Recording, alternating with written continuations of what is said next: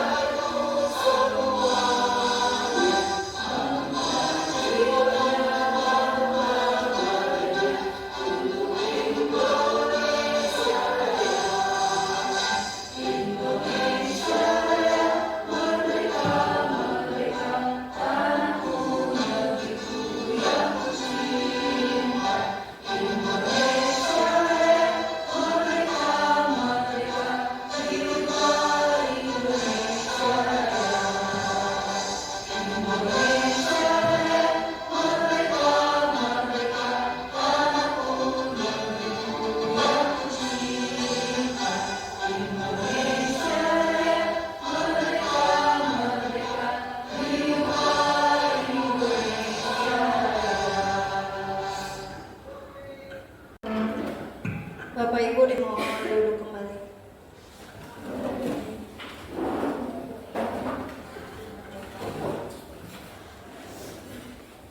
Selanjutnya kita akan mendengarkan paparan materi dari Ibu Lina Herlinawati. Kepadanya dipersilakan. Terima kasih.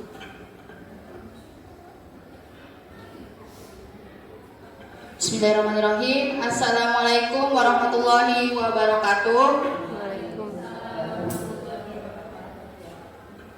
Alhamdulillah, pada siang yang cerah, terima kasih kepada Ibu dan Bapak Guru yang telah menyempatkan hadir pada kegiatan diseminasi budaya positif, yaitu pemaparan aksi nyata Modul 1.4 tentang budaya positif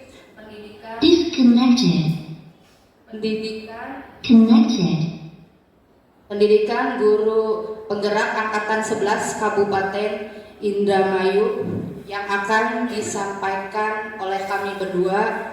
Yang pertama oleh saya dulu. Ya, temanya itu di situ menyebarkan menyebarkan pemahaman dan pengalaman penerapan budaya positif, ya. Nah, ini untuk bagian saya, konsep inti pada budaya positif itu dibagi menjadi 8. Ya, yang pertama itu perubahan paradigma belajar, yang kedua disiplin positif, yang ketiga teori motivasi perilaku manusia, dan yang keempat kebutuhan dasar manusia. Selanjutnya nanti yang akan disampaikan oleh Ibu Siti Handayani, hukuman dan penghargaan. Yang keenam adalah keyakinan kelas. Yang ketujuh posisi kontrol restitusi, dan yang kedelapan segitiga restitusi. Oke, yang pertama dulu ya Ibu, perubahan paradigma belajar. Jadi di sini pembelajaran dengan paradigma baru dirancang berdasarkan prinsip pembelajaran berdiferensiasi, yang artinya setiap murid belajar sesuai dengan kebutuhan dan tahap perkembangannya. Kemudian pada pembelajaran paradigma baru ini, kerangka pengembangan pembelajaran bukan model yang linier, tapi merupakan siklus yang berkesinambungan. Next. Pembelajaran paradigma mencakup pemetaan standar kompetensi merdeka belajar dan asesmen kompetensi minimal, sehingga menjamin ruang yang lebih leluasa bagi pendidik untuk merumuskan rancangan pembelajaran dan asesmen sesuai dengan karakteristik dan kebutuhan murid. Pada pembelajaran paradigma baru, profil pelajar Pancasila berperan menjadi penuntun arah yang memandu segala kebijakan dan pembaruan dalam sistem pendidikan Indonesia, termasuk pembelajaran dan asesmen. Nah, selanjutnya yang kedua, disiplin positif. Ya, di sini dalam budaya kita ya, makna kata disiplin ada yang tahu, Bapak Ibu? Disiplin biasanya identik dengan apa ya? Kepatuhan. Lalu ada lagi? Efisiensi waktu. Iya. Terus apa lagi, ada lagi? Peraturan. Ya, jadi sesuatu yang apa ya? Kayak apa namanya? Mendikte ya, betul ya. Jadi kalau dalam peraturan, jadi di sini makna kata disiplin itu telah berubah menjadi sesuatu yang dilakukan seseorang pada orang lain untuk mendapatkan kepatuhan. Kita cenderung menghubungkan kata disiplin dengan ketidaknyamanan, ya. Maksudnya di sini tuh ketidaknyamanan tuh, jadi kalau misalkan tidak dilakukan, ya akan mendapatkan apa? Gitu kan, nanti ada pembahasannya di teori perilaku manusia ya. Kalau kita melakukannya akan mendapatkan apa, kayak gitu ya biasanya. Nah, lalu di sini salah satu pendekatan disiplin diri yang memampukan seseorang untuk mengontrol perilakunya dalam kesadaran dan bertanggung jawab atas tindakannya sebagai wujud menghormati diri sendiri dan orang lain.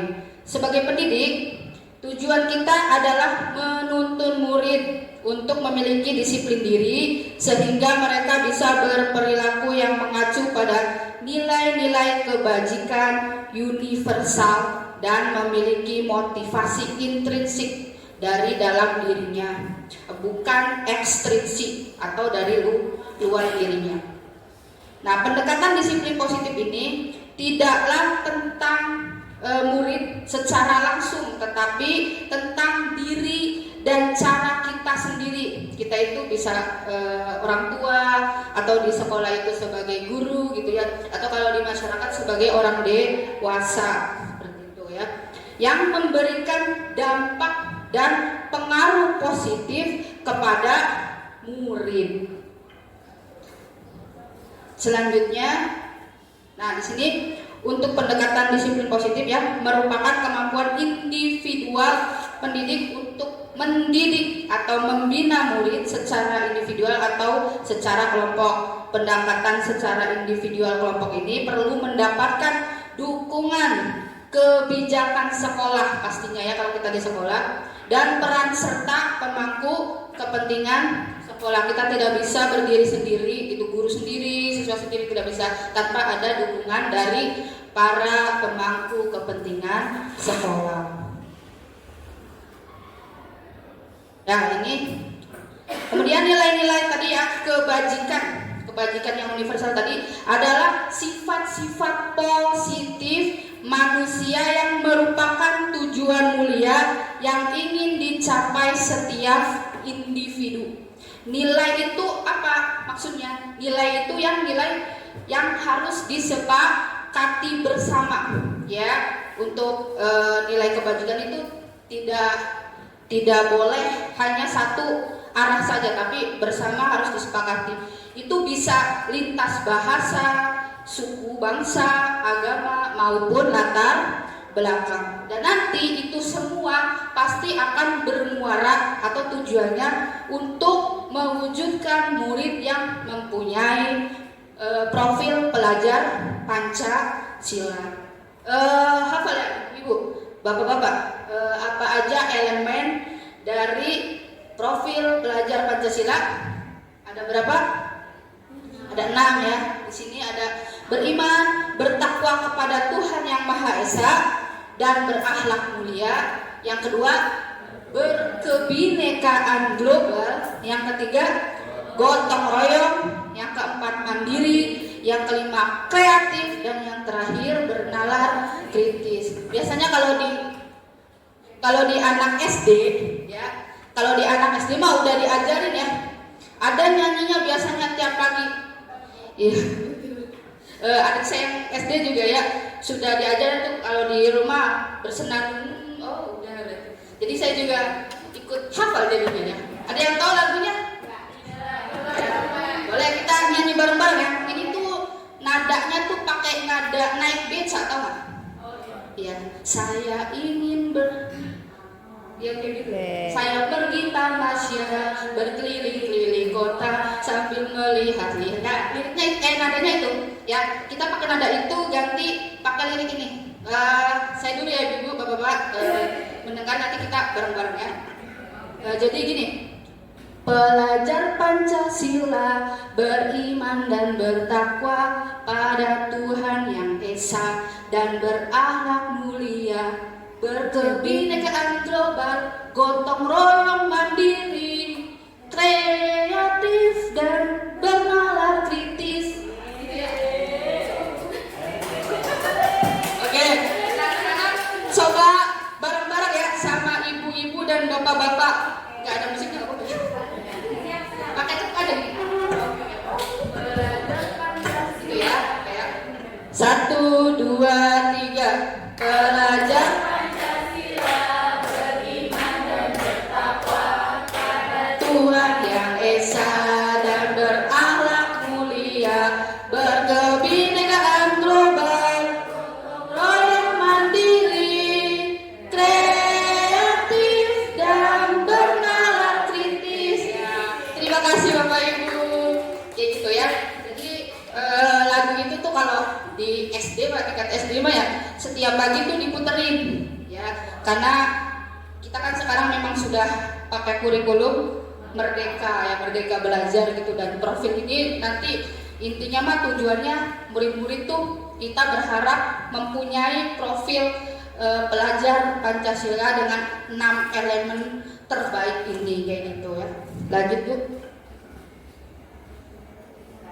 Kemudian di sini ada teori perilaku manusia. Di sini saya mengambil dari Bapak Diane Gossen ya. Diane Gossen gitu ya. Ada 3 dikelompokkan ya, 3 motivasi perilaku manusia. Yang pertama adalah untuk menghindari ketidaknyamanan atau hukuman. Yang kedua, untuk mendapatkan imbalan atau penghargaan. Dan yang ketiga, untuk menghargai dirinya sendiri. Nah, ini saya ambil contoh sederhana saja. Misalkan kalau kita pergi berkendara ya, Bapak Ibu, berkendara dengan kendaraan bermotor roda 2, kita pakai helm ya. Awalnya mungkin kita terpaksa ya, terpaksa. Kalau misalkan yang deket mah, ngapain pakai helm gitu, deket ini gitu ya, misalkan 100 meter atau 200 meter gitu ya. Nah, pemakaian helm itu yang pertama mungkin tadi terpaksa karena ingin menghindari hukuman, karena ada peraturan lalu lintas yang menyatakan kalau misalkan tidak menggunakan helm itu akan kena tilang. Betul, nanti ada pasalnya, dapat apa, nah itu kan. Jadi awalnya itu motivasi dia mengenakan helm itu untuk menghindari ketidaknyamanan karena nanti takut ditilang gitu ya. Kemudian naik level lagi 1 tingkat ya, ada mendapatkan imbalan atau penghargaan. Kalau saya pakai helm gitu, nanti saya dapat apa ya, kayak gitu ya. Misalkan dapat pujian dari orang lain atau tetangga sudah, oh bapak ini mah, ibu ini mah hebat, dia rajin, disiplin gitu ya, 100 meter aja pakai helm gitu, naik motor aja gitu ya, ini lagi diikat lagi ininya gitu itunya ya, seperti itu. Nah terus naik tingkat lagi yang paling tinggi untuk menghargai dirinya sendiri. Setelah 2 itu dia lalui, dia akan sadar, oh ternyata menggunakan helm itu demi menjaga keselamatan khususnya diri sendiri gitu. Jadi dia menghargai dirinya sendiri untuk menjaga keselamatannya. Nah ini tingkat yang ketiga, ini memang tingkat yang tertinggi. Jadi kalau dikelompokkan tadi, yang kedua ini, yang pertama dan yang kedua, yang hukuman dan penghargaan itu masuknya ke motivasi ekstrinsik atau eksternal. Ada pengaruh dari luar ya, yang mempengaruhi dia bertindak sesuatu. Nah yang ketiga, yang untuk menghargai dirinya sendiri, dia masuknya ke motivasi internal atau intrinsik, ada dan tumbuh dari dirinya sendiri. Dia mau mengenakan helm tadi tuh ya tumbuh aja gitu untuk menghargai dirinya sendiri, seperti itu. Nah di sini ya, menurut sampai ini Ki Hajar Dewantara, yang tahu pasti tahu ya, Bapak Pendidikan Nasional Indonesia ya. Menurut beliau, merdeka itu artinya tidak hanya terlepas dari perintah akan, tetapi juga cakap memerintah dirinya sendiri. Jadi dia bukan hanya terlepas dari perintah orang lain. Kalau merdeka gitu ya, kalau masih disuruh-suruh berarti kan belum merdeka. Kita masih menuruti apa kata omongan orang lain, seperti itu. Tapi dia juga cakap untuk memerintah dirinya sendiri. Bangga Bu? Bangga Bu? Tidak apa-apa. Terus di sini tadi ya, motivasi internal tadi yang tumbuh pada dirinya sendiri akan menciptakan disiplin positif dan sikap merdeka karena dia sudah bertanggung jawab atas dirinya sendiri. Lanjut. Nah, kebutuhan dasar manusia. Nah, di sini untuk kebutuhan dasar manusia ya, sama masih mengutip bukunya dari Diane Gossen gitu ya, dibagi menjadi 5 kebutuhan dasar manusia.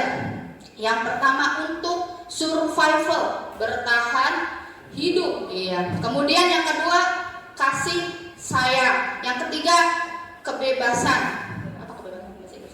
Freedom ya. Yang keempat kesenangan, dan yang kelima penguasaan. Nah, jadi ini adalah kebutuhan dasar manusia yang pasti dimiliki dan dibutuhkan oleh manusia. Selanjutnya akan disampaikan oleh Ibu Siti Handayani tentang materi segitiga restitusinya dan teman-temannya. Terima kasih atas perhatiannya.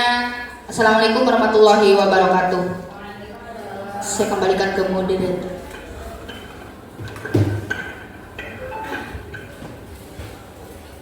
Baik Bapak Ibu yang saya hormati, sebelumnya saya ucapkan dulu terima kasih yang sebanyak-banyaknya karena Bapak Ibu sudah meluangkan waktu untuk hadir pada kegiatan diseminasi program CGP kami ya.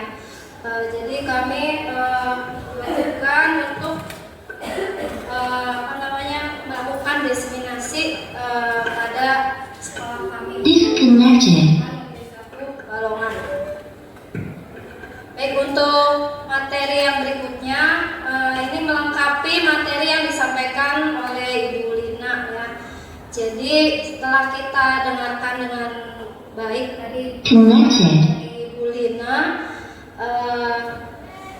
tentang bagaimana kita memenuhi kebutuhan dasar siswa kita terlebih dahulu ya Bapak Ibu ya. Kemudian kita bisa memahami teori-teori motivasi ya, hukuman dan penghargaan. Kemudian tadi juga sudah dicontohkan untuk pembuatan keyakinan kelas dan nanti akan kita sandingkan dengan nilai-nilai kebajikan universal itu seperti apa saja ya untuk menyusun keyakinan kelas. Kemudian Bapak Ibu semua nanti berlatih untuk menempatkan posisi kontrol ya. Kita ada di posisi kontrol yang seperti apa dalam menangani permasalahan setiap murid-murid kita. Kemudian tadi juga sudah ditayangkan beberapa contoh restitusi ya, jadi akan saya katakan sebenarnya restitusi itu apa sih, langkahnya seperti apa. Kemudian nanti saya harap nanti Bapak Ibu yang ada di sini bisa mencoba mempraktekkan di dalam kelas masing-masing ya Bapak Ibu ya. Gimana? Kira-kira mau mencoba apa tidak nanti? Mau ya Bapak Ibu. Jadi selama kita di kelas, selama kita bergaul dengan siswa-siswi kita ya, tentunya tidak semulus yang kita bayangkan ya Bapak Ibu ya. Pasti ada saja permasalahan seperti itu. Apa sih yang kita harapkan dari mereka? Atau malah justru kebalikannya ya, berkebalikan 360 derajat, tidak seperti yang kita bayangkan. Ini ilustrasikan Bapak Ibu. Kalau di kelas kita seperti merasa apa? Kalau di kelas biasanya coba saya pengen dengar pendapat dari Bapak Ibu dulu nih. Kira-kira siapa yang mau berpendapat? Kira-kira di kelas misalnya merasa capek atau merasa tidak nyaman seperti itu menghadapi murid. Bagaimana Bapak Ibu? Siapa yang mau mencoba? Ibu pernah menemukan sesuatu kan tentunya ya di kelas ya, pasti ya, boleh diceritakan dulu Bapak Ibu. Pernah barangkali? Oh sudah. Kalau tadi pernah nggak merasa lelah gitu ya ketika ada di kelas dan menemukan suasana yang di luar dari ekspektasi kita atau di luar dari kontrol kita. Kalau saya pribadi itu cara menanganinya sejenak diam, kemudian menarik nafas panjang, kemudian menghembuskannya. Kemudian ya kembali lagi ke lihat situasi yang ada, ke siswanya ya, terutama ke siswanya gitu. Diam dulu aja, diam dulu. Yang penting biarkan anak-anak apa adanya gitu. Setelah mereka menyadari apa yang saya lakukan gitu dengan diamnya saya, mereka juga lama-lama akan kembali normal, maksudnya kembali ke suasana yang kita harapkan gitu. Kalaupun tidak dengan cara seperti itu, ya kita mencoba mencairkan suasana sebisa mungkin gitu. Tapi kalau yang saya diam di kelas itu sepertinya sudah puncaknya gitu. Puncaknya yang memang benar-benar di luar kendali saya. Seperti itu. Kalau kasus saya, mungkin guru yang lain berbeda. Terima kasih Guru Paya ya udah menyampaikan beberapa pengalamannya menghadapi permasalahan di kelas. Apakah yang dilakukan oleh Guru Paya itu sudah tepat berdasarkan teori restitusi? Nanti kita simak bersama ya Bapak Ibu ya. Atau nanti juga ada sesi tanya jawab ya Bapak Ibu, barangkali nanti diperlukan atau lebih untuk memahami materi ini. Jadi kita ingat terlebih dahulu ya Bapak Ibu ya, peraturan atau kesepakatan atau keyakinan kelas sebenarnya yang kita pakai di sini. Enaknya yang peraturan apa keyakinan kelas? Keyakinan kelas, betul. Karena lebih luas ya, lebih dua arah disepakati, bukan hanya dari gurunya saja. Kalau peraturan itu satu arah dari gurunya aja atau dari pihak sekolah saja yang menginginkan siswa itu harus A, B, C, D kan seperti itu. Kalau keyakinan kelas itu disepakati oleh siswanya sendiri ya. Kemudian kita ingat lagi yang tadi jenis motivasi yang diterangkan oleh Bu Lina tadi tuh. Ya, siswa kita itu tertib teratur itu karena apa? Karena tidak mau dihukum, ya, menghindari hukuman atau menginginkan sesuatu, mengharapkan sesuatu. Oh, saya biar dikenal oleh ibu gurunya, atau oh biar saya nilainya bagus, biar saya jadi ranking 1, misalkan seperti itu. Ya, berarti kan ada faktor lain seperti itu. Kemudian apakah karena menghargai diri sendiri? Saya datang tepat waktu di sekolah gitu ya, karena memang saya ingin saya lebih disiplin. Jadi dia menghargai dirinya sendiri, bangun dari subuh gitu ya, menyempatkan bersiap untuk ke sekolah gitu ya, dan lain sebagainya, memprediksikan bahwa di jalan nanti akan macet dan seterusnya, sehingga datang ke sekolah itu dia bisa menghargai bahwa oh saya sudah disiplin, oh saya sudah berhasil untuk mendisiplinkan diri sendiri, seperti itu. Kita ada di posisi yang mana? Ya seperti itu ya. Sama halnya dengan Bapak Ibu guru sekalian kan, dalam menjalankan tugas dan kewajiban kita di sekolah seperti itu. Jadi diseminasi ini sebenarnya bukan hanya untuk murid saja, tapi lebih kepada kita dulu sebagai garda terdepan anak-anak kita di sini ya Bapak Ibu ya. Kemudian saya singgung lagi tadi ya, dalam pembentukan atau pembuatan keyakinan kelas ya, bila mana ada suatu pelanggaran ya, tentunya ya memang pelanggaran tersebut ya tidak bisa terelakkan ya, harus terjadi gitu. Tapi kita perlu meninjau ulang nih tindakan penegakan peraturannya, atau selama ini tindakan tersebut pada umumnya berbentuk hukuman atau konsekuensi. Nah, bedanya apa tuh hukuman sama konsekuensi? Ada yang mau berpendapat bedanya hukuman sama konsekuensi? Bedanya apa? Barangkali Ibu Wiwit. Kalau menurut saya hukuman itu memang sudah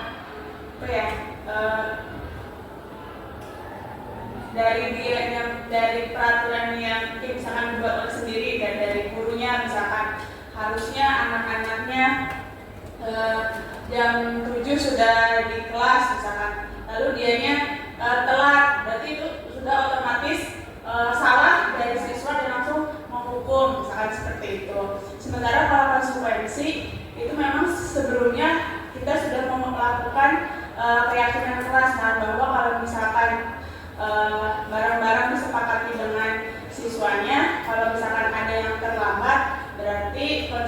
sanksinya adalah misalkan apa, itu menurut saya mungkin. Terima kasih Bu Wiwit pendapatnya ya.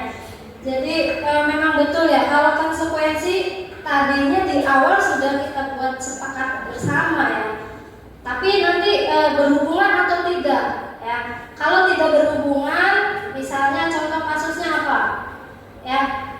Pelanggarannya apa? Konsekuensinya tidak berhubungan. Ini maksudnya khawatirnya lebih ke hukuman.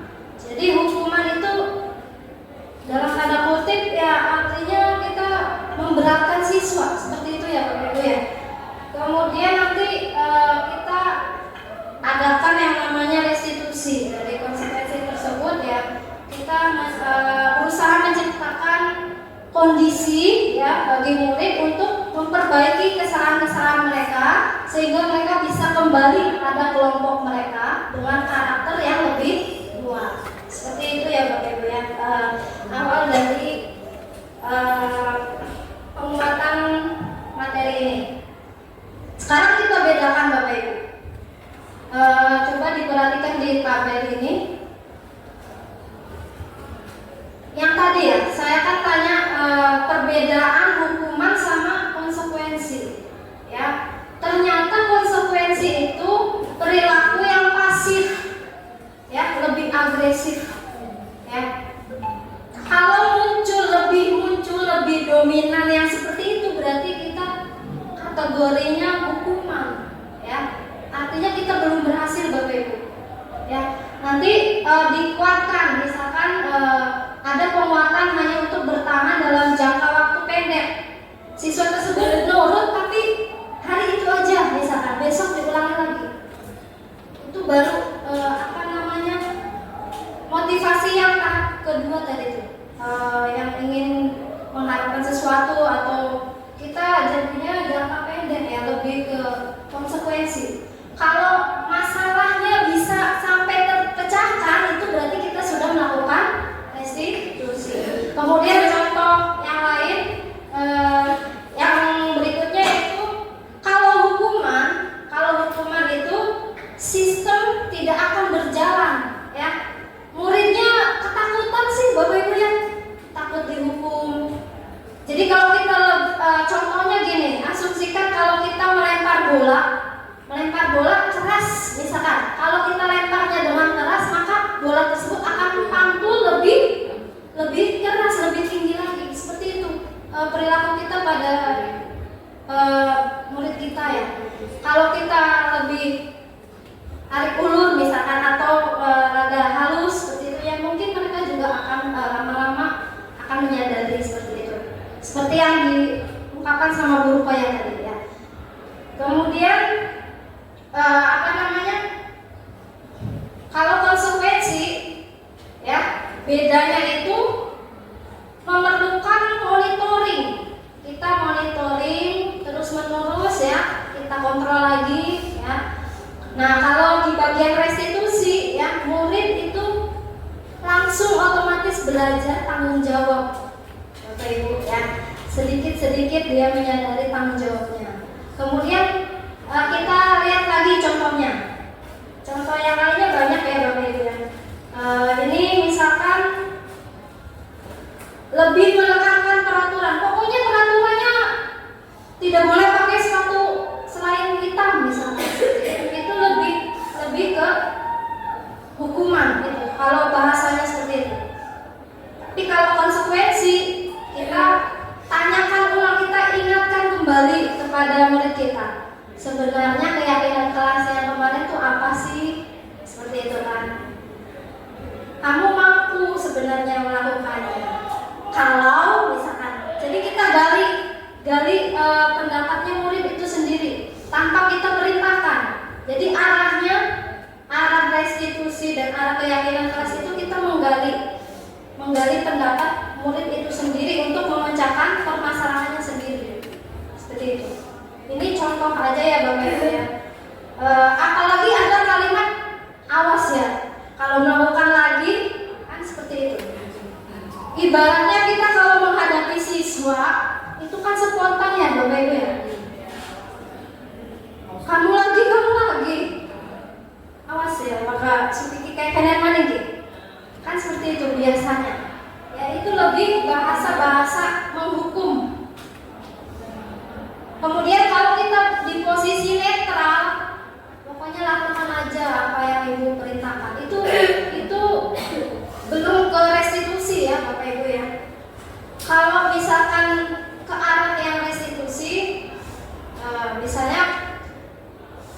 siswanya itu lebih diajak diskusi seperti yang tadi saya bilang bahwa menggali pendapat siswa ya.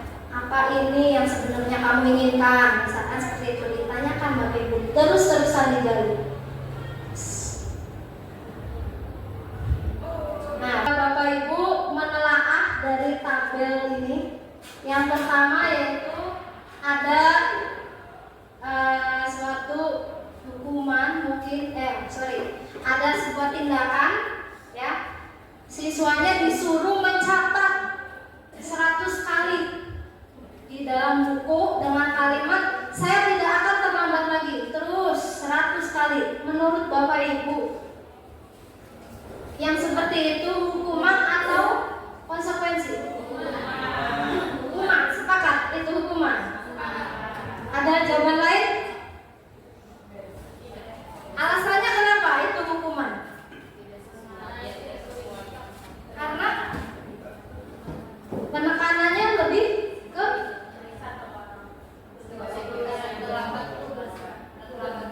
terlambat. Konsekuensi terlambat bukan tulis. Nah, betul.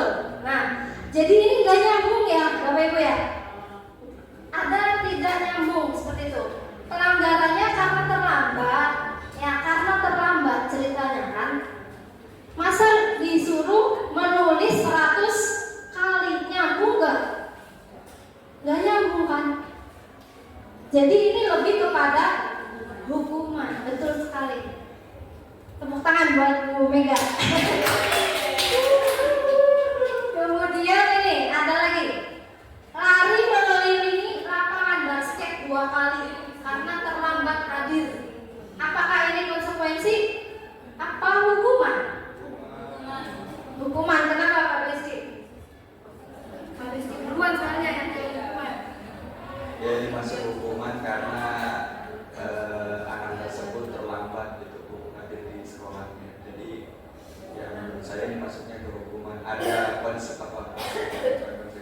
Jadi ada sanksi yang dia dapatkan. Oh ya, lebih sanksi. Lebih ke sanksi. Oke, terima kasih Pak Rizky. Lari mengelilingi lapangan, ya. Capek nggak tuh? Ya kalau pas pada saat pelajaran olahraga, mending masih nyambung ya Bapak Ibu ya. Jadi ini lebih kepada hukuman ya, lebih memberatkan murid.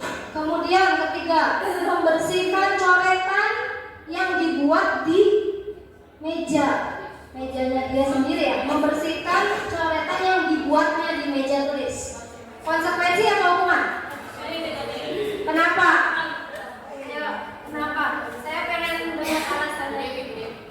Ya, membersihkan coretan yang dibuat di meja tulisnya ini konsekuensi gitu. Karena ini konsekuensi yang telah dilakukan, yang tindakan kesalahan yang telah dilakukannya, dan solusinya itu ya sesuai gitu dengan apa yang telah dia lakukan, membersihkan tulisan itu di meja. Oke. Tepuk tangan buat Bu Dewi. Betul sekali, ini adalah konsekuensi ya. Dia mengotori meja. Ya, konsekuensinya ya dibersihkan lagi dong. Oke. Kemudian selanjutnya, murid diminta untuk push up nih. Saya dulu sering melakukan kayak gini Bapak Ibu. Terus terang aja di sekolah saya yang dulu, saya sering menemukan siswa yang terlambat, jurusannya PKR, PBSM. Tahu sendiri ya, laki-laki semua. Ya, jadi kadang-kadang saya nyuruh push up. Kesalahan apapun itu saya suruh push up. Dulu saya kayak gitu. Ya udah push up. Berapa Bu? 15 kali misalkan. Ya Bu 15, ya udah 50 saya bilang. Malah ditambah nawar. Kalau nawar ditambah gitu. Apakah ini hukuman atau konsekuensi Bapak Ibu? Hukuman ya. Saya benar-benar mendapatkan ilmu yang baru di CGP itu Bapak Ibu. Ternyata saya menyadari bahwa ternyata yang saya lakukan itu tidak tepat. Ya, nyuruh push up karena nggak pakai masker itu ceritanya, kan nggak nyambung ya Bapak Ibu ya. Kemudian ada lagi menggantikan kertas teman yang telah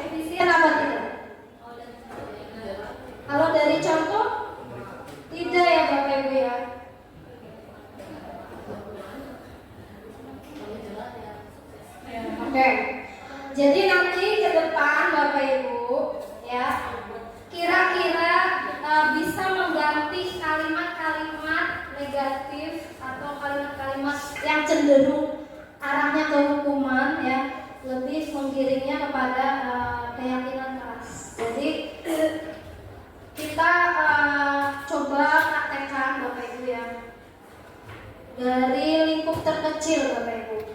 Saya daftar CGP bukan buat jadi kepala sekolah, terus terang aja. Kalau jadi kepala sekolah mungkin nggak mau mungkin ya. Tapi nanti takdirnya mungkin kita lihat aja.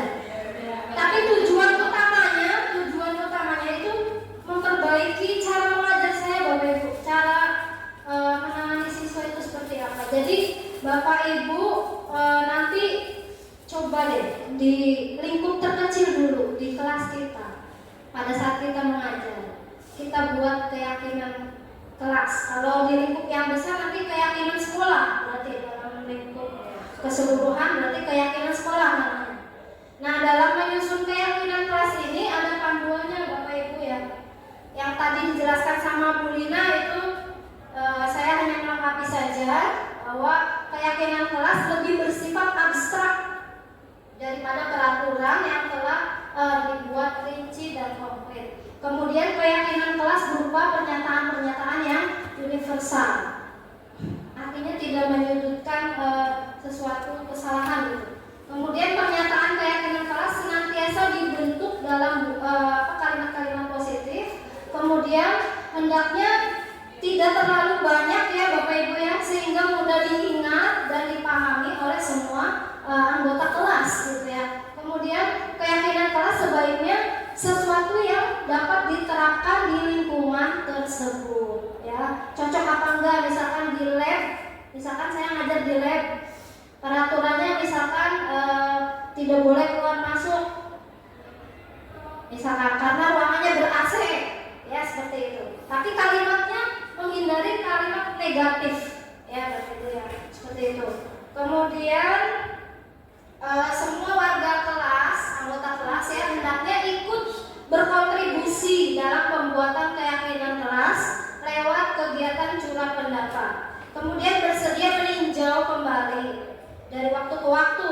Jadi nanti per bulan atau per 2 bulan sekali itu silakan refleksi ya Bapak Ibu ya, apa yang kurang, apa yang perlu ditingkatkan kembali seperti itu. Oke, semua itu kita disandingkan dengan nilai-nilai kebajikan ya Bapak Ibu ya. Menurut Primary Years Program itu ada beberapa karakter toleransi seperti rasa hormat, integritas, mandiri, menghargai, antusias, empati, keingintahuan, kreativitas, kerjasama, percaya diri, dan komitmen. Ada semua apa enggak? Nanti digali. Kemudian ada juga dari Seven Essential Virtues, yaitu benar nggak bacanya? Ada empati, ya kita berusaha mendengarkan suara hati untuk mengontrol diri, untuk rasa hormat, ya. Ada nilai-nilai kebaikan, toleransi, dan keadilan. Dari nilai-nilai tersebut kita ungkapkan kepada siswa kita di kelas.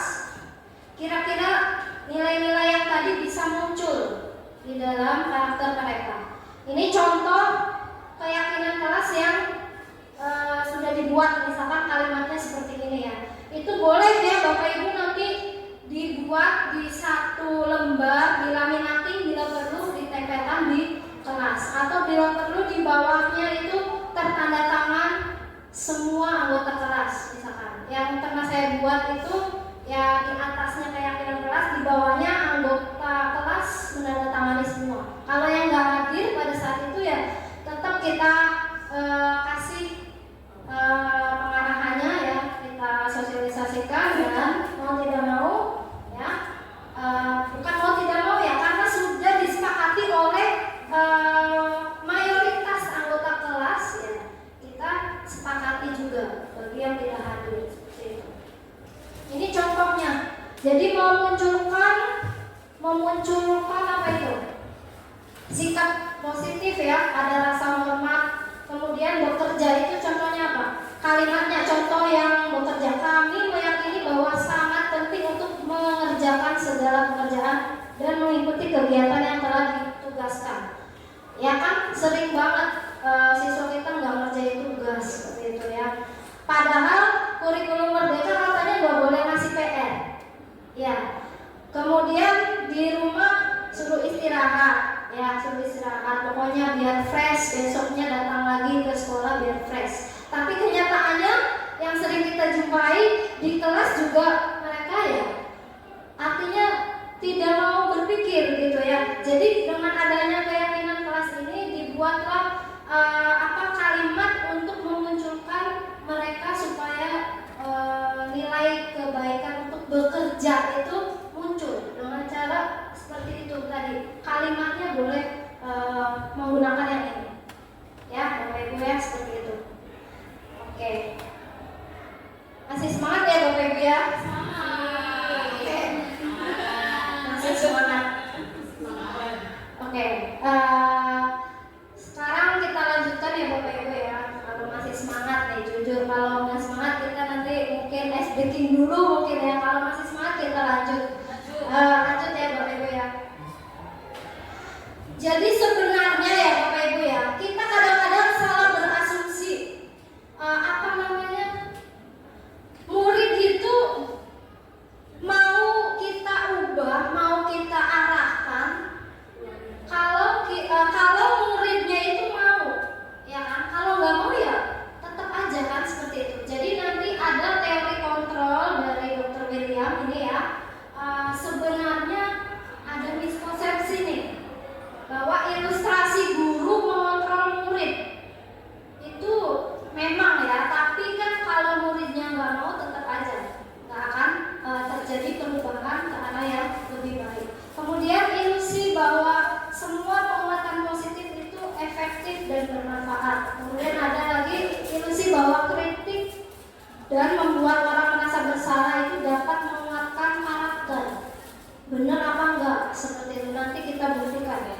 Kemudian orang dewasa memiliki hak untuk memaksa. Karena kita posisinya guru, lebih tua, lebih dewasa gitu ya. Kita boleh nggak sih memaksa murid? Pokoknya dikontrol, mau tidak mau kira-kira berubah ke arah yang lebih baik. Sebenarnya itu juga bertentangan ya Bapak Ibu ya. Jadi kita munculkan lagi motivasi, 3 jenis motivasi yang tadi. Kita ingatkan kembali kepada murid kita. Nah ini contohnya ya Bapak Ibu ya. Jadi kita buat stimulusnya dan kita cek dengan teori kontrolnya. Contoh bahwa kebutuhan kita itu semua orang kebutuhannya sama. Mungkin Bapak Ibu saat ini lapar, tapi saya nggak lapar. Kebutuhannya karena saya sedang menghadapi presentasi, misalkan saya lebih gugup misalnya seperti itu. Saya lebih memilih tidak untuk makan, misalnya seperti itu. Ya. Kemudian itu bukan curhat ya. Kemudian yang kedua kita sandingkan bahwa kebutuhan kita kan berbeda ya Bapak Ibu ya. Kemudian ada semua orang melihat hal yang sama. Ternyata sudut pandang orang kan berbeda-beda. Ya. Atau kita mencoba mengubah orang untuk berpandangan yang sama, maksa banget biar sama gitu. Ternyata kita berusaha memahami pandangan orang lain tentang dunia, itu berbeda. Kemudian perilaku buruk dilihat sebagai suatu kesalahan. Ternyata perilaku itu semuanya yang baik ataupun yang buruk itu memiliki tujuan. Ya, sekalipun buruk mungkin ada tujuannya. Ya seperti itu. Kemudian orang lain bisa mengontrol saya. Yang ada itu hanya Andalah yang bisa mengontrol diri Anda sendiri. Kemudian saya bisa mengontrol orang lain. Ya nggak bisa dong. Bapak Ibu suruh saya makan ya saya nggak mau gimana? Kalaupun saya gampang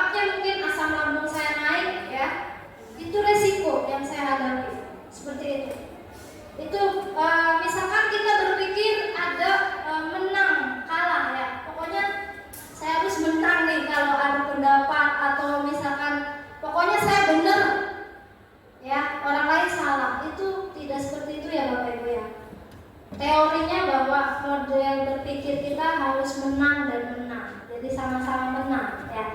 Seperti itu. Seperti yang disinggung oleh Bu Lina tadi ya, sudah dipaparkan bahwa kebutuhan manusia itu kan berbeda-beda. Ketika seorang murid melakukan perbuatan yang bertentangan dengan nilai-nilai kebajikan atau melanggar peraturan, hal itu sebenarnya dikarenakan karena mereka gagal memenuhi kebutuhan dasar mereka. Nah, ini contohnya. Kira-kira murid siapa yang kayak gini? Murid Bu Dewi ya? Asik banget ya, santai, kelasnya adem lagi misalnya, tidur itu ada di DPIB itu sampai gelar tikar di belakang. Kalau saya awalnya melarang, tapi kesini ya mungkin dia butuh untuk tidur. Saya tanya dulu semalam habis ngapain. Ya udah, kalau misalkan kamu butuh tiduran ya dirapikan kembali seperti itu. Ya, saya lihat juga di SMA Negeri 1 Sindang, karena saya kegiatan lokal karya di sana, itu di setiap mejanya siswa itu lengkap perabotannya, ada bantal, ada tikar, dan itu tidak dilarang Bapak. Kalau kita di sini mungkin ya ada sebagian mungkin nanti pokoknya Bapak Ibu yang ada di sini ya, kita sedikit demi sedikit kita kasih tahu ilmunya gitu ya, dengan ya obrolan sehari-hari mungkin ya lebih kena nantinya ya seperti itu. Ini kelelahan ya, siswanya kelelahan, tidur pulas ya. Atau ada lagi nih Bapak Ibu, pernah nggak lihat yang kayak gini? Pernah nggak? Pernah nggak Pak Pandu?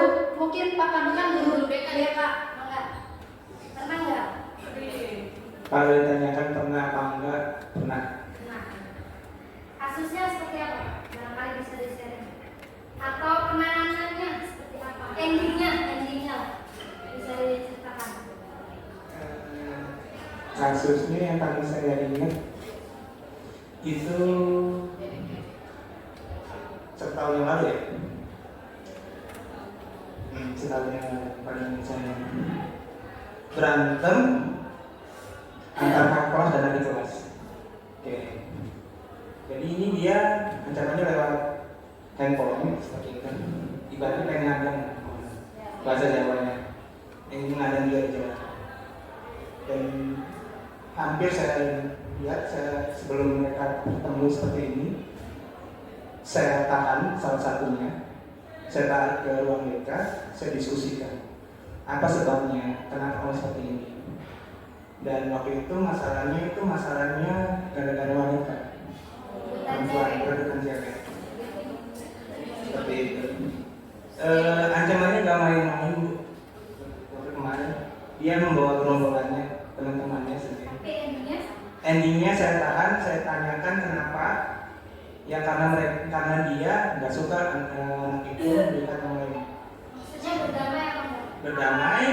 Saya tahan, saya ambil, saya cek tasnya dan lain sebagainya. Saya tahu ada benda-benda yang memang nggak boleh. Ya saya ceritakan, saya diskusikan bahwa itu tidak boleh, dan akhirnya memang ujungnya saya tarik, ketika sudah agak reda emosinya, saya tarik satunya, saya kumpulkan, dua-duanya berdiskusi dan mereka sepakat berdamai.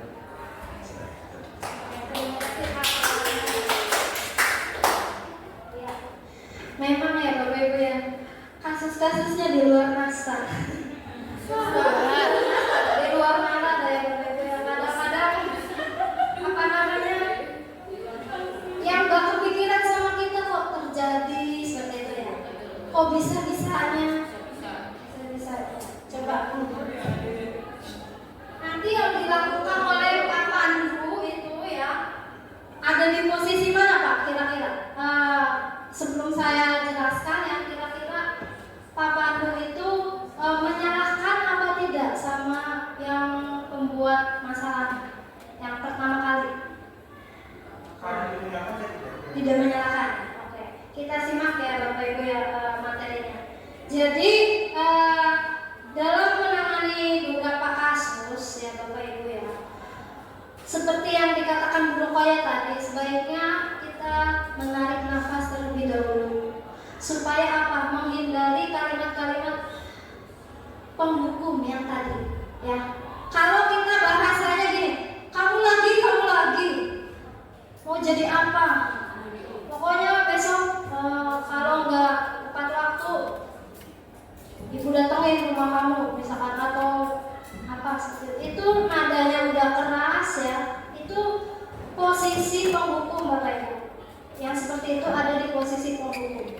Kemudian kalau bahasanya contohnya gini, tuh kan, gara-gara kamu sih ibu jadi ditegur sama Pak Jumakir misalkan gitu, ya. Kamu dari tadi di kantin melulu misalkan, seperti itu posisi yang mana Bapak Ibu? Gara-gara kamu, berarti membuat orang merasa bersalah, seperti itu. Kalau bahasanya seperti itu masih terjadi saat menangani siswa, itu kita ada di posisi pembuat merasa bersalah. Atau ada lagi Bapak Ibu, nadanya lebih pelan, ya. Kemudian ada kalimat seperti ini, ayolah demi ibu, tolong ya bantu, pokoknya besok kamu tepat waktu ya, Fit, misalkan seperti itu. Pokoknya demi ibu nanti biar gak ditegur kepala sekolah lagi. Nah, itu ada di posisi teman, ya. Sedangkan kita sama murid kita itu bukan teman. Kalau teman, sebagai teman, lama kelamaan apa?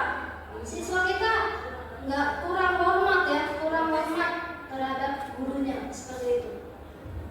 Pokoknya kita berusaha ada di level mana nih? Nah, kalau posisinya memantau, itu identik dengan kita mengingatkan kembali kesepakatannya apa, ya. Contohnya seperti ini. Ini hari apa? Hari Jumat. Kamu ingat gak aturan hari Jumat pakai baju apa? Pramuka misalnya. Kamu kenapa pakai baju batik? Coba diingat lagi. Coba kamu kenapa nggak pakai pramuka? Ya kan, ditanyakan dulu kan alasannya. Udah, pokoknya kamu ke koperasi beli baju pramukanya. Ya, seperti itu. Pokoknya setiap Jumat kamu pakai pramuka. Hari ini ke koperasi sana pesen. Nah, kalau ada kalimat-kalimat seperti itu lebih ke pemantau, Bapak Ibu. Atau misalkan kita menegur, jam berapa ya coba? Kamu punya jam nggak? Dilihat. Nggak bawa, Bu. Di HP coba cek. HP buat apa aja kamu, misalkan, ya. Seperti itu. Jam 9 misalkan. Kok ada di kantin? Kamu tahu nggak pelajaran apa ini? Coba dilihat jadwalnya. Kamu pegang jadwal nggak? Jam pelajaran sekarang pelajaran siapa? Misalkan. Itu lebih ke posisi pemantau, Bapak Ibu, ya. Seperti itu. Kemudian yang terakhir ada posisi manajer. Manajer ini mengarahkan murid untuk mencari solusi-solusi atas permasalahan mereka sendiri. Yang kita gali sedikit demi sedikit, gitu ya. Kemudian kita terapkan restitusinya seperti apa. Nah, sebelum ke sana, Bapak Ibu pernah nggak dengar slogan seperti ini? Orang tua, coba dibacakan dulu, tolong. Saya udah agak serak. Orang tua yang anaknya tidak mau ditegur guru di sekolah, silahkan didik sendiri, bikin kelas sendiri, buat rapot dan ijazah sendiri. Nah, setuju apa enggak? Ada meme kayak gini, setuju apa enggak? Atau guru itu banyak menghukum, banyak khawatirnya dikatakan mengintimidasi siswa. Pernah nggak dengar kasusnya, Bapak Ibu? Kasusnya banyak banget, ada guru ditonjokin wali muridnya sampai matanya apa itu, masih buta apa enggak tuh? Pernah kan? Terus ada lagi yang gurunya dilaporin sampai masuk penjara. Benar nggak? Banyak kan, miris sekali ya Bapak Ibu ya. Sehingga muncul meme seperti ini, Bapak Ibu. Tapi setuju apa tidak? Mungkin ada yang setuju, ada yang tidak, ya. Karena saking keselnya dibuat seperti ini. Tapi kembali lagi Bapak Ibu, kembali lagi bahwa kita sebagai pendidik gitu ya, berusaha menghambat pada murid, tapi kita di kurikulum Merdeka ini berusaha memfasilitasi kebutuhan setiap murid seperti itu. Ya kalau seperti ini, saya yakin nggak akan ada sekolah lagi Bapak Ibu ya.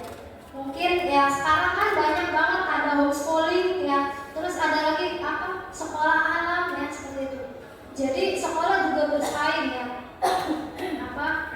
mendapatkan murid misalnya seperti itu. Kita juga kan ingin lebih eksis lagi seperti itu ya, lebih diterima oleh masyarakat. Jadi nanti Bapak Ibu dalam setiap penanganan kasusnya coba lakukan dengan pendekatan restitusi, yaitu upaya-upaya yang dapat dilakukan dalam membangun budaya positif di sekolah. Tentunya untuk mewujudkan hal ini membutuhkan proses yang tidak bisa dilakukan dalam waktu singkat. Ya, tapi kita berusaha ya terus-terusan Bapak Ibu. Selain itu proses ini juga membutuhkan keterlibatan semua pemangku kepentingan di sekolah. Bisa nggak hanya wakasek kesiswaannya aja? Bisa nggak? Bisa nggak hanya Pak Pandu aja dengan unggulan? Tidak, tapi semua. Bahkan orang tua siswa juga dilibatkan Bapak Ibu ya. Kita kadang dalam beberapa bulan sekali kita melakukan kegiatan pertemuan dengan orang tua siswa.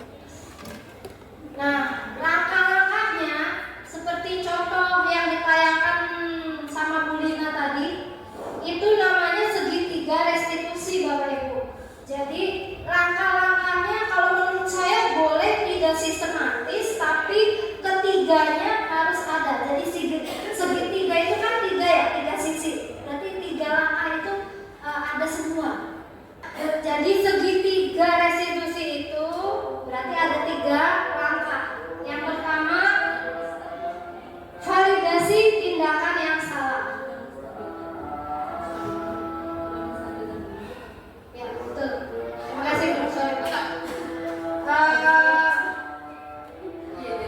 Tapi menurut saya kan tadi saya bilang boleh tidak sistematis, yang penting ada tiga-tiganya kalau saya ya. Tapi sebenarnya kalau di teorinya itu memang yang pertama itu menstabilkan identitas terlebih dahulu. Misalkan ditanya alasannya apa gitu ya, melakukan perbuatan yang salah seperti itu kan. Kemudian ada kalimat ya udah kamu bukan satu-satunya yang berbuat salah, misalkan seperti itu. Tapi nanti hati-hati, khawatirnya malah melakukan kesalahan lagi ya, sehingga nanti divalidasi ya, validasi tindakan yang salah. Misalkan kamu punya cara yang lebih efektif atau tidak sih selain ini, misalkan seperti itu. Kamu tentunya punya alasan kenapa kamu melakukan seperti itu. Ada kalimat-kalimat seperti itu, berarti itu sudah memvalidasi tindakan yang salah. Kemudian terakhir yaitu menanyakan keyakinan kelas yang sudah disepakati, bertentangan apa tidak, misalkan di bagian mana, misalkan seperti itu. Kemudian atau menanyakan kamu sebenarnya pengen jadi pribadi yang seperti apa sih, ya. Kalau misalkan seperti itu, nanti dilanjutkan dengan menggali solusi dari si anak tersebut Bapak Ibu ya, seperti itu. Jadi kalau tiga-tiganya sudah terpenuhi, berarti kita sudah melakukan revisi. Ini contohnya ya Bapak Ibu ya. Nah ini saya jumpai kenyataan ini ya, kenyataannya seperti ini. Ini lokasinya di DPID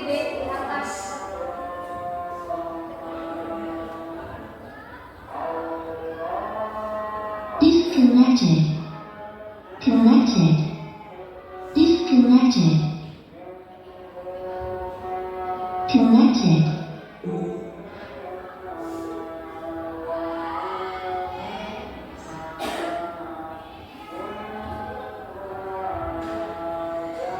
Jadi di slide pertama tadi ada siswa ya, siswa DPIP naik meja kursi yang ditumpuk di sana, padahal kan kenyataannya lagi pembenahan kelas, mau jadi lab lagi ya. Jadi meja kursi yang lama dikeluarkan, tapi mereka naik di situ Bapak Ibu. Jadi saya ajak diskusi, saya panggil ya disapa terlebih dahulu ya, apa pertamanya disapa terlebih dahulu, kemudian ditanyakan sebenarnya kamu dipanggil ke sini kenapa sih, seperti itu. Baru nanti dihubungkan alasannya itu apa, kenapa ya. Kemarin jawabannya adem Bu, jadi enak di atas mah adem. Tapi kira-kira resikonya apa? Saya tanya seperti itu. Dijawab sama mereka, bisa aja mau jatuh dari lantai 2, misalkan seperti itu. Kemudian meja kursinya jadi rusak Bu. Ya, seperti itu. Kemudian di akhir saya tanyakan, kamu pengen jadi siswa yang seperti apa? Ya sebenarnya pengen disiplin Bu. Jawabannya begitu. Oke, kalau disiplin sebaiknya gimana? Ada tempat yang lebih nyaman nggak? Saya tanya seperti itu. Ada Bu, katanya di bawah di taman itu anginnya lebih sepoi-sepoi. Jadi pada saat jam kosong atau pada saat jam istirahat, kamu nanti kayak gini lagi apa enggak? Saya tanya. Enggak Bu, katanya saya lebih baik ke lapangan olahraga misalkan, atau saya ke musola atau ke taman, seperti itu lebih nyaman seperti itu, dan lebih aman. Saya tanyakan seperti itu. Jadi ini ada Rianto, ada Adam, kelas 11 DPB 1 dan DPB 2. Terus terakhir saya tanyakan Bapak Ibu, terakhir saya gali caranya gimana biar rapin lagi. Ya Bu, kami akan merapikan, katanya. Sama siapa merapiinnya? Ya semua Bu, bareng-bareng. Jadi tidak menyalahkan ke satu orang siswa seperti itu. Jadi sama-sama dirapikan kembali. Kemudian kasus yang berikutnya itu ada ya di kelas, itu sering saya jumpai ya Bapak Ibu, di kelas sering saya jumpai.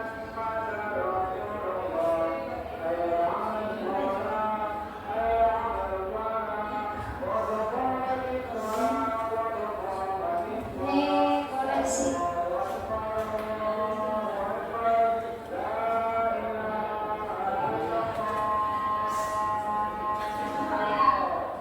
Lain kan seperti itu.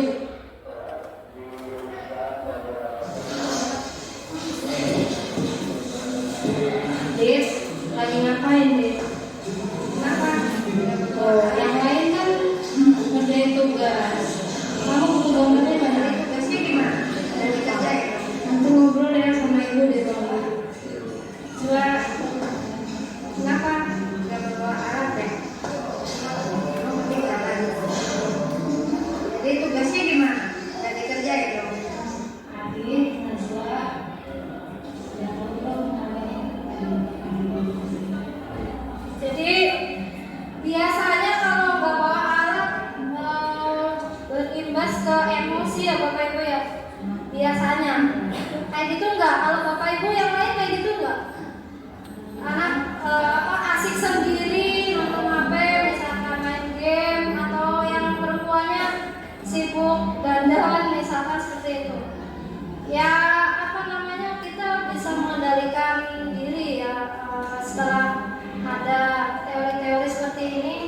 Ya udah kita panggil aja, karena kita juga butuh menghela nafas supaya nggak marah-marah seperti itu.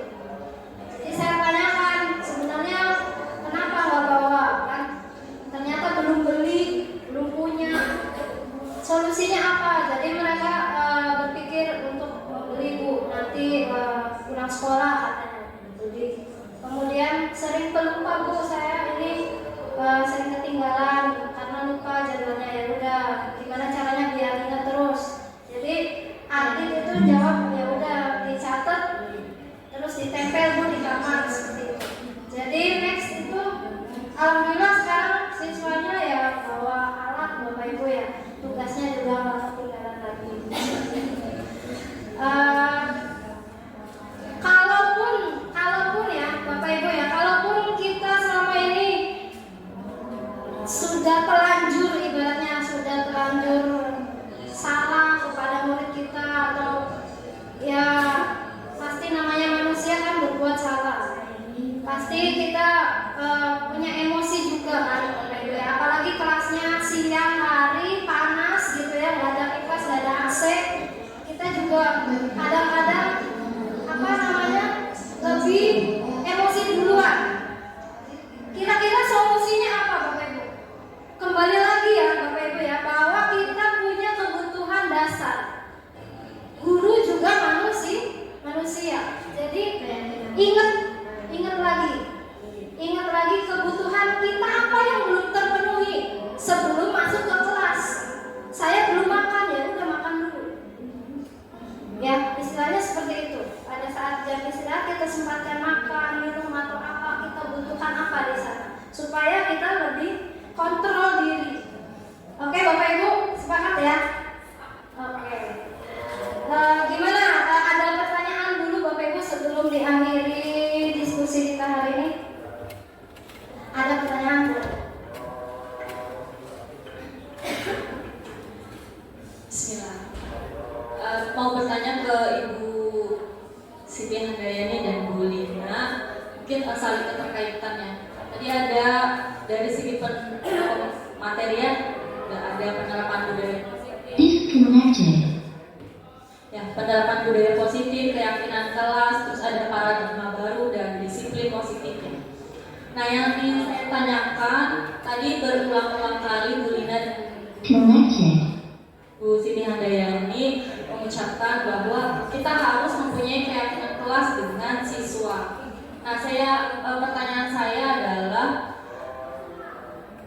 ini sebenarnya yang sering ditemui di lapangan ya bagi saya. Kita sudah membuat kesepakatan kelas, kita sudah membuat keyakinan kelas. Misalkan contoh, si A intinya tidak boleh melakukan kesalahan yang sama. Ya, tidak boleh mengulang kesalahan yang sama. Sudah sekali, 2 kali, 3 kali, misalkan siswa tersebut mengulangi kesalahan yang sama, kemudian sudah berjanji tidak mengulanginya, tapi pada kenyataannya mengulanginya lagi. Nah, saya ingin bertanya ke Bu Lina dan Bu Siti Handayani dan rekan-rekan guru, bagaimana menghadapi siswa yang seperti itu gitu.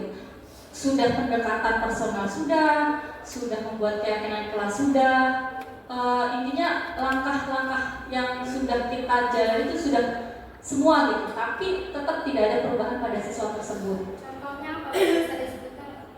Bisa contoh Ya. kasus yang dihadapi misalkan ya, contoh tidak boleh makan di kelas, di lab ya. Itu sudah ada peraturan dari kepala bengkel, kepala lab, dan keyakinan kelas sudah dibuat, kan ada peraturan dari sekolahnya juga, sudah ada kesepakatan kelas dan sudah ada keyakinan kelasnya juga.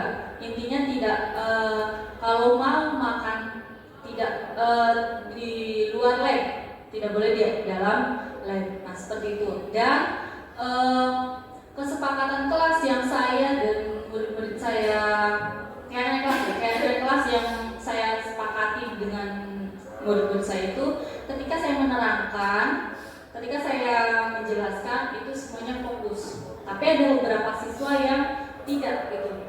Nah, itu kan pendekatannya saya panggil seperti tadi di video Bu Lina dan Bu Siti Handayani tampilkan gitu.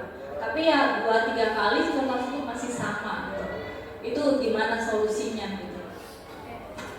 Barangkali dari Bu Lina dulu, atau mungkin ide dari BK ini biasanya ya banyak banget. Ada nggak kira-kira ya sebelum saya jawab. Terima kasih. Saya mencoba menjawab ya pertanyaan Ibu ya, terkait siswa yang sudah melakukan kesepakatan kelas tapi tetap dilanggar atau berulang-ulang. Nah, itu kan ada konsekuensinya lagi ya Bu ya. Maksudnya sudah mulai dengan koordinasi dengan beberapa pihak terkait, misalkan dengan itu wali kelas atau guru kelas ya Bu? Maksudnya guru kelas. Iya. Maksudnya saya juga menceritakan kondisi kelas yang saya alami di kelas dengan murid didikannya. Berarti koordinasi dulu dengan wali kelasnya gitu. Kemudian nanti bisa sama guru BK-nya ya Bu ya. Itu dibantu. Maksudnya kan sudah penanganan di kelasnya ya Bu ya. Tapi ternyata masih diulangi lagi atau tidak memiliki apa ya standar pasti berubah gitu.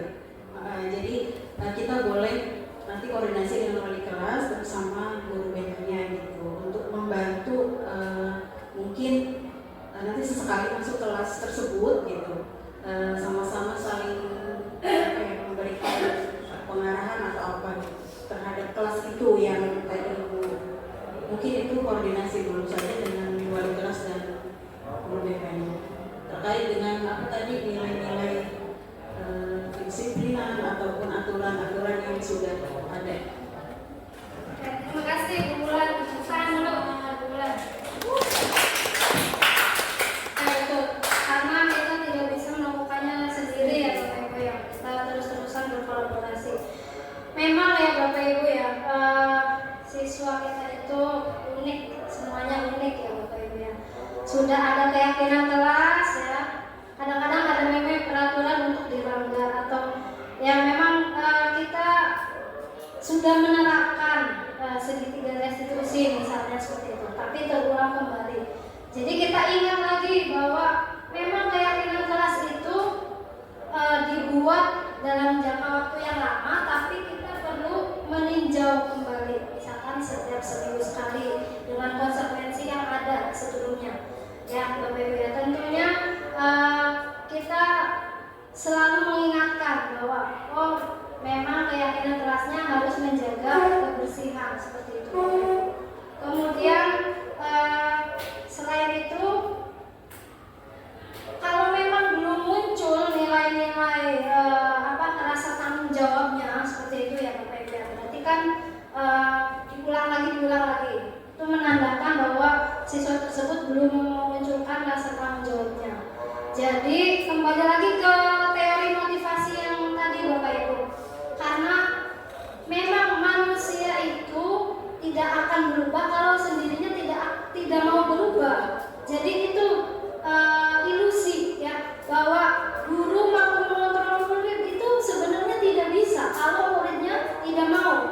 Jadi memang menumbuhkan kesadaran diri itu tidak instan Bapak Ibu ya. Ya guru lagi yang harus lebih banyak bersabar seperti itu.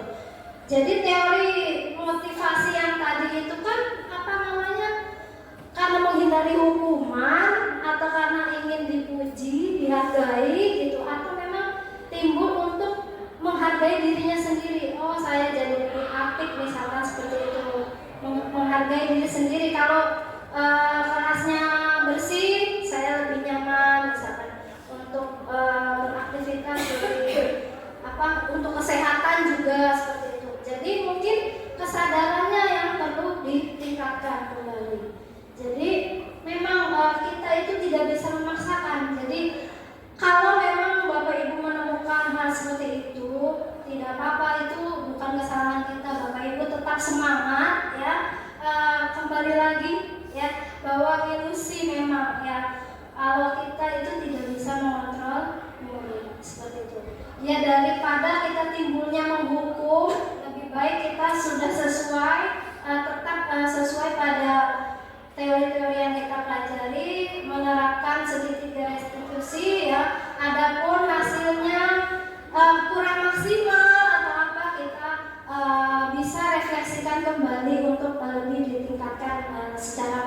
seperti itu Bapak Ibu. Ya jangan khawatir, jangan menyerah seperti itu Bapak Ibu ya. Terima kasih Bapak Ibu atas semangatnya, tepuk tangan untuk kita semua. Oke Bapak Ibu, di akhir sesi tanya jawab tadi keseluruhan materi sudah kami sampaikan. Intinya lebih diterapkan kita jangka pendek atau jangka lingkup kecilnya dulu, kita ada di mana, di kelas mana kita terapkan Bapak Ibu. Mulai dari hal-hal yang terkecil, misalkan budaya 5S, senyum sapa, sopan santun gitu kan, seperti itu. Atau nanti sedikit demi sedikit kita buat keyakinan kelasnya, atau ketika kita menghadapi semua permasalahan apapun itu, kita tarik nafas dulu ya Bapak Ibu ya, atau kembali ke segitiga restitusi yang tadi. Terima kasih atas segala perhatiannya Bapak Ibu. Dari saya cukupkan sekian. Apabila terdapat kesalahan, saya mohon dimaafkan ya Bapak Ibu ya. Saya tidak bermaksud menggurui, saya hanya melakukan diseminasi kepada rekan-rekan sejawat di SMK Negeri 1 Balongan ini. Oke Bapak Ibu, di akhir kegiatan marilah kita tutup dengan bacaan hamdalah. Akhir qouli hada, wassalamualaikum warahmatullahi wabarakatuh.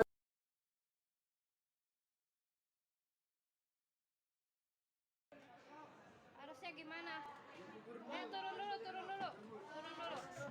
Ya.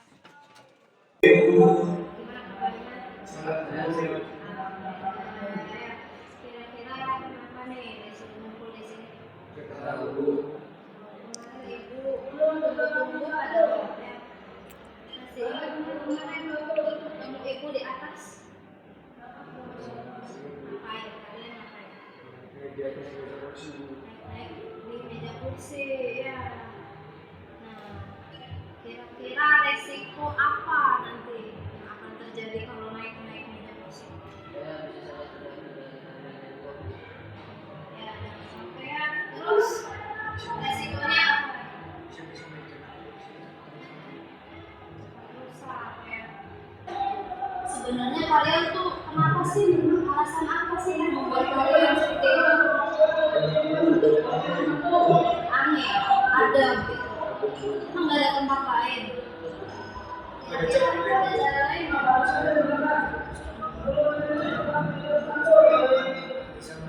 Nah, kan lebih sejuk ya, dan lebih aman tentunya ya.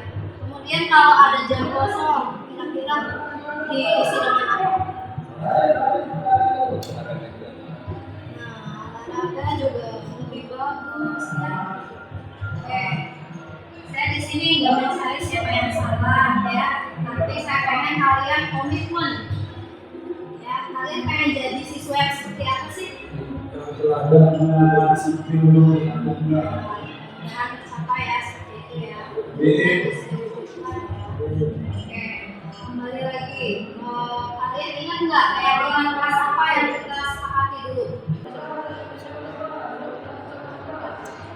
Betul nggak? Berarti keyakinan kelasnya adalah menjaga sarana dan itu tanggung jawab kita bersama ya. Dijaga jangan sampai rusak ya. Itu. Oke, sekarang kira-kira kalian bisa menjamin nggak meja dan kursi di atas? Bisa Bu, baik kami akan perhatikan meja kursi yang tadi dan tidak akan mengulangi lagi Bu. Oke, dengan cara apa rapinya?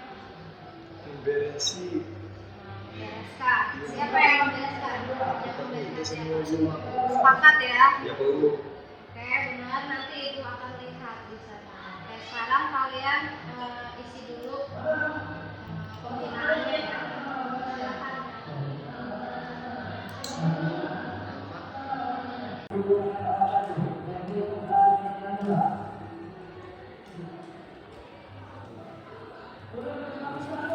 Sepakat ya, tadi ya akan merapikan meja dan kursi lagi. Oke, ibu terima kasih banyak ya atas kerjasamanya ya supaya kalian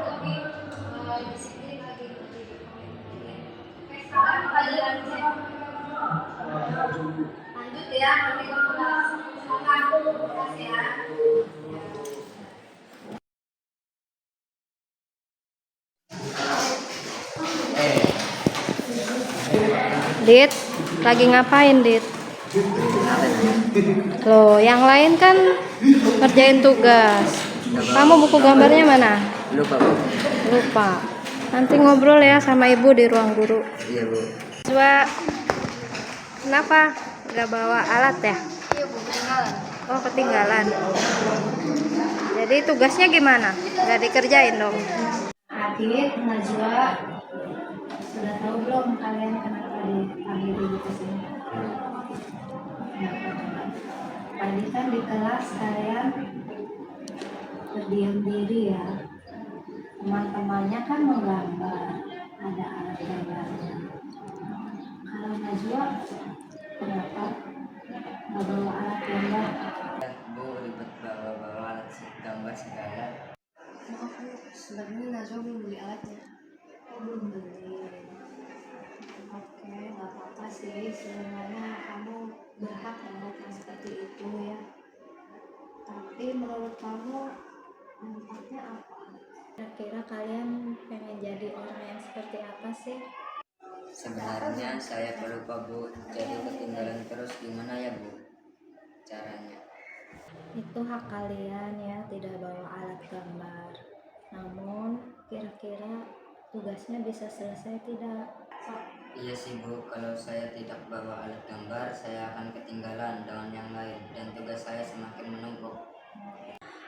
Keyakinan kelas apa yang kalian sepakati? Sudah sesuai atau belum? Ini bahwa di pelajaran ibu alat gambar sangat diperlukan. Jadi harus dibantu. Jadi ya resikonya kalau kalian nggak bawa alat gambar, kan betul kata Adit tadi ya, kita ketinggalan, tugasnya makin menumpuk. Selain itu gimana Najwa? Betul Bu, saya juga akhirnya tidak dapat mencapai tujuan pembelajaran. Saya ingin kalian punya komitmen ya. Saya akan mencatat jadwal pelajaran dengan baik dan ditempel di kamar supaya saya ingat terus. Baik Bu, di pertemuan berikutnya saya pastikan saya bawa alat gambar lengkap. Kalau Adit gimana pertemuan berikutnya? Saya akan bawa Selain buku apalagi? penggaris, Kemudian pensil, penghapus, satu lagi jangka juga harus bawa. Jangan ya Adit ya. Sudah, tetap bersemangat ya. Oke, bertemu di pertemuan selanjutnya. Terima kasih Najwa, Adit.